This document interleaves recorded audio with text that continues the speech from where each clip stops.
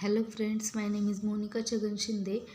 Today's date is 17th of August 2021 and our today's video topic is about JPA or the Spring Data JPA in the Spring. Basically JPA is nothing but the Java Persistent API. Uh, it is basically a specification in Java. By using the JPA, we can communicate with the UI, means user interface, and means we can communicate with the user and uh, to the database. Means the JPA is the main part which where the actual communication between the request and the database is happen. The JPA is used to persist the data between the Java object and relational database. As I said, the JPA is acts like a bridge in between the object oriented programming, means the in Java object between the Java object and the relational database. As we discussed, the JPA is nothing but the Java specification.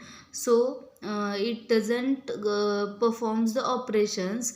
We need some implementation for the JPA. So by using that implementation, we can perform the operations on the relational database. For that, we are using the JPA ORM. That is nothing but JPA object relational mapping. The ORM is the main part where we can say the JPA and the database can communicate or can connected. The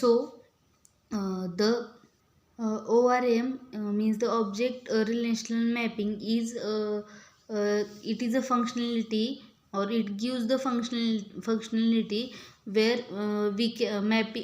mapping of the Java object and the relational database is done. Means uh, every uh, every uh, every object which is passed to the JPA, it can be converted into the column in the database. Means for we can for that entity is there, where in that entity, means entity term is there, which entity term can use to makes the columns, sorry, makes the tables in the databases. So the ORM is used to create the object, means, sorry, ORM is the one where when user gives the object to the JPA, then that object will converted as a columns in that table, which is presented in the databases. So the ORM gives the functionality to maintain and to develop and maintain the relationship between the object and the relationship database. By using that ORM, we can perform the operations like inserting the data, deleting the data, then updating and reading that data.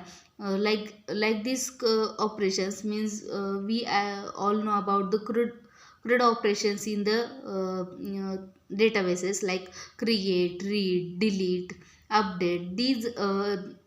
These operations we can perform by the ORM.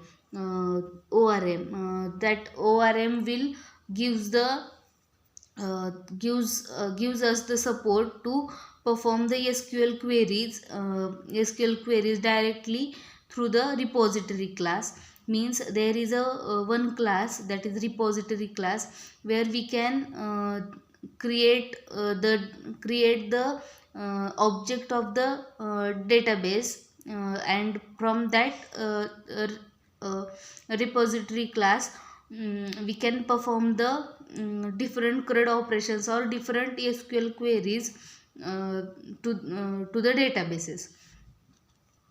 So basically the ORM has the different various frameworks which can perform the mappings of ORM.